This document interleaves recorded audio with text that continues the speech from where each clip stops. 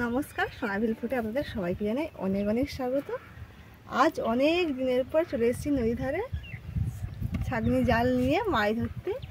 একজন বন্ধু কমেন্ট করেছিল যে দিদিভাই আপনি পালং শাকের ভিডিও দেবেন, তাই ভাবছি পালং শাক তো আর এমনি ভালো লাগে না, চিংড়ি কিংবা কাঁকড়া হলে ভালো হয়। চিকেন জাল নিয়ে চলে এসেছি, চিংড়ি কিংবা কাঁকড়া পড়লে সেই দিয়ে রান্না করব। আপনারা শুধু ভিডিওটি প্রথম থেকে শেষ পর্যন্ত দেখতে থাকুন, আশা করি ভালো লাগবে। আর একজন কমেন্ট করেছিল, মানে আমার যে কমেন্ট সব কিন্তু বেশ ভালো ভালো কমেন্ট আসে, আমাকে যারা ভালোবাসে সবাই খুব সুন্দর সুন্দর কমেন্ট করে, কিন্তু তার মধ্যে একটা মানে কি বলুন তো, 100-র মধ্যে 95% মানুষ ভালোই কমেন্ট করে, আর টুকটাক মানুষ একটু মানে কি বলা যায় নেগেটিভ কমেন্ট করে।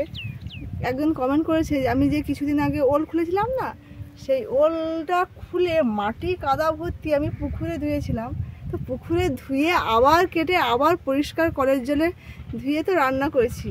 উনি বলছে যে পুকুরের জলে নাকি ধুলে অস্বাস্থ্যকর এই সব ব্যাপার, তা পুকুরের মাছটাও তো খেয়ে থাকি আমরা, তা সে মাছটা কি অস্বাস্থ্যকর?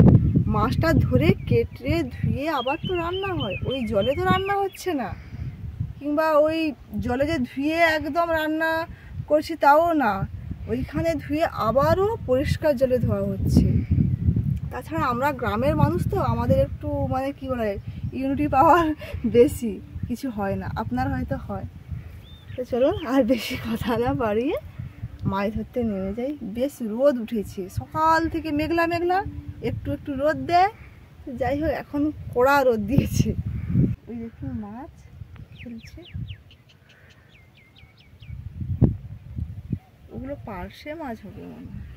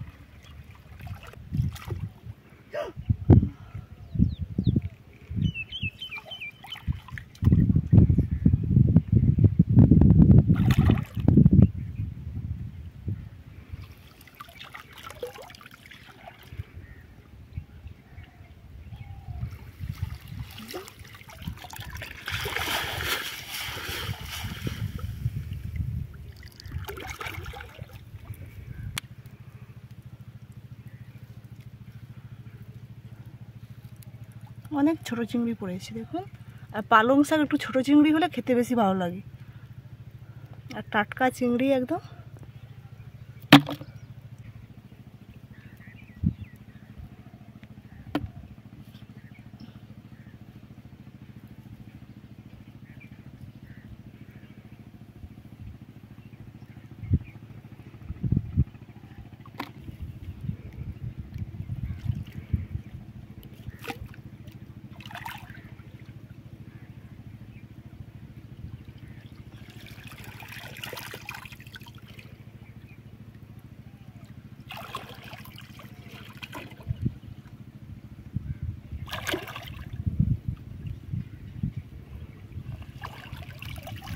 বড় চিংড়ি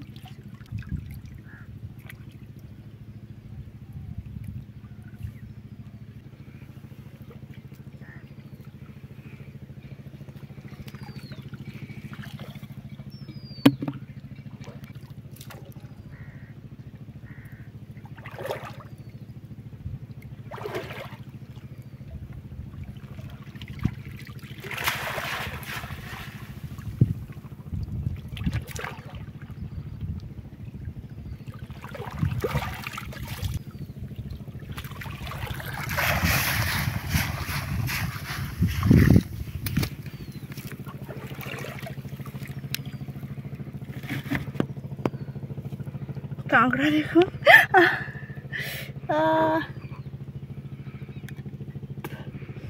ফুটে আছে দেখুন।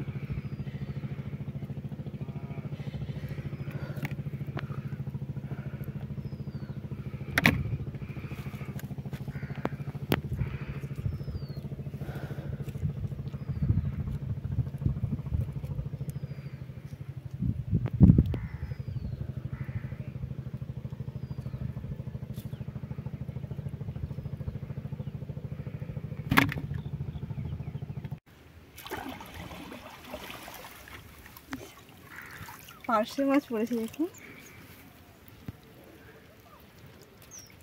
একদম জ্যান্ত।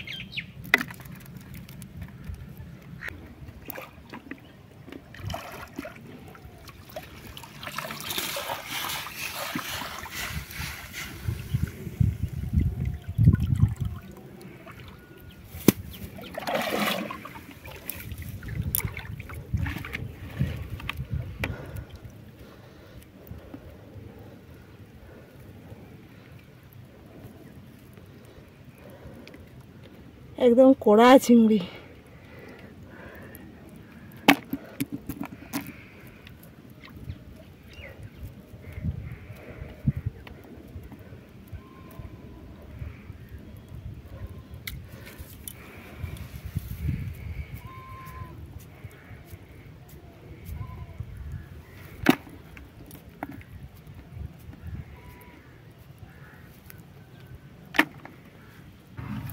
একদম জ্যান্ত টাটকা চিংড়ি দেখুন।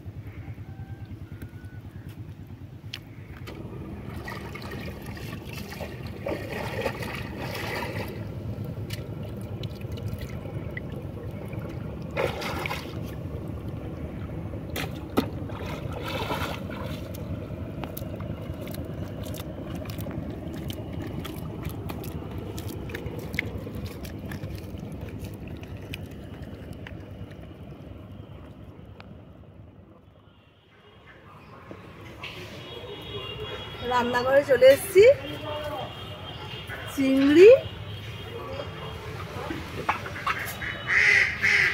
এবং শাক কেটে নিয়ে চলে এসেছি। পালং শাক, আলু, বেগুন, কচু। আজকের এই চিংড়ি দিয়ে এই পালং শাক, কচু, আলু, বেগুন দিয়ে রান্না হবে। কড়াই গরম হয়ে গেছে, এবারে কড়াইয়ের মধ্যে দিয়ে দেব তেল। তেল গরম হয়ে গেছে, দিয়ে দিচ্ছি ফোড়নে তেজপাতা, 5 ফোড়ন। এবারে দিয়ে দিচ্ছি পেঁয়াজ কুচি,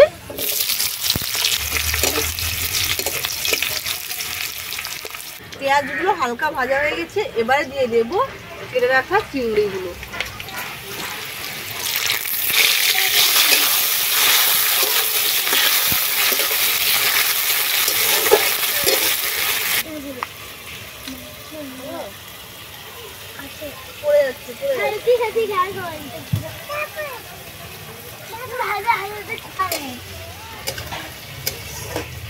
চিংড়িগুলো ভাজা হয়ে গেছে দেখুন।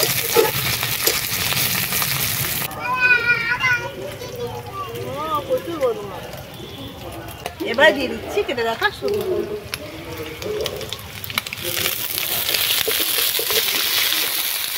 স্বাদ মতো লবণ, হলুদ গুঁড়ো, চেরা কাঁচা লঙ্কা,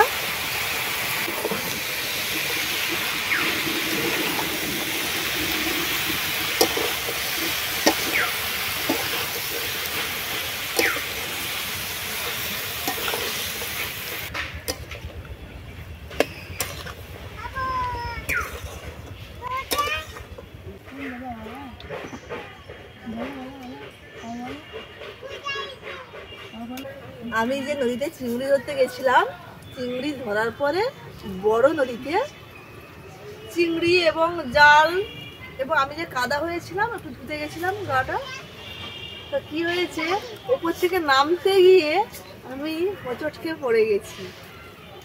ভেবেছিলাম মানে আপনাদের দাদা যে ক্যামেরা করছিল, ও ক্যামেরা মানে পড়ে যেতে ফট করে বন্ধ করে দিয়েছে, কেননা ও ভেবেছিল যে আমার হয়তো কোথাও পড়ে পাটা ভেঙে গেছে।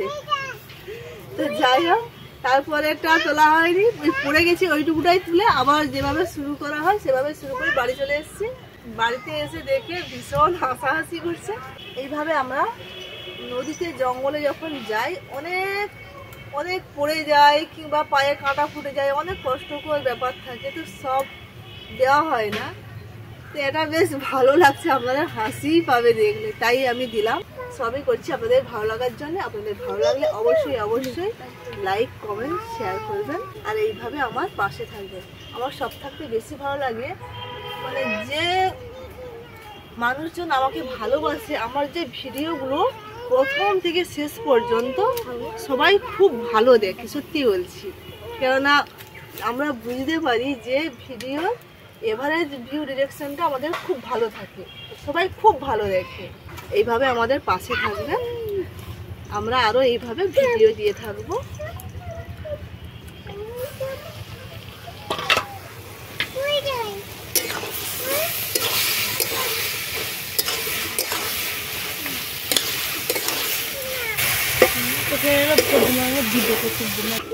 সবকিছু খুব ভালোভাবে সেদ্ধ হয়ে গেছে, একটু ঘন্ট ঘন্ট মতো রাখবো, তাই অল্প করে জল দেব আগে। আচ্ছা দেব না,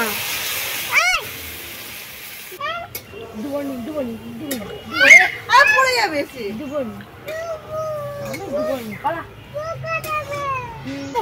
ও পুঁতাবে, তুমি তাবো, তুমি কি তাবো? জুতো পরনি? কেন পরবো নি? শুয়াবোকা আছে। দেখি পাটা, দেখি পাটা, দেখি পাটা, দেখি কোন পাটা, কোনটিটা কোনটিটা? ওখানে কি শুয়াবোকা ঢুকেছে? শুয়াবোকা কাটা লাগছে?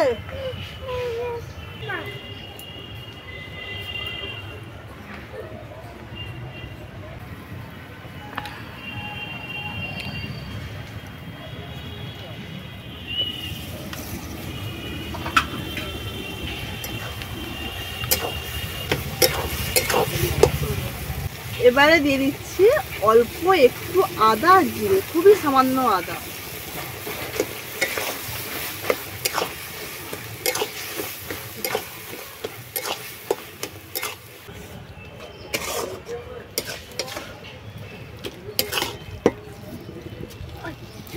পালং শাকের রেসিপিটি একেবারেই হয়ে গেছে,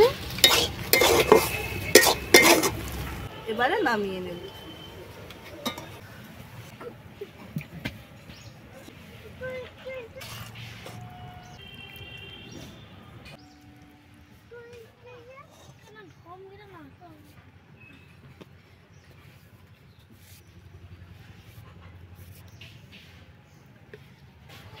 বাচ্চারা সব বাড়িতে চলে গেছে, সবাই মিলে একসঙ্গে খাবো। আজকের ভিডিওটি এখানে শেষ করছি। রেসিপিটি আপনাদের কেমন লাগলো অবশ্যই জানাবেন। ভালো লেগে থাকলে আবারও বলছি লাইক কমেন্ট শেয়ার করবেন। ভালো থাকবেন, সুস্থ থাকবেন, সাবধানে থাকবেন। টাটা।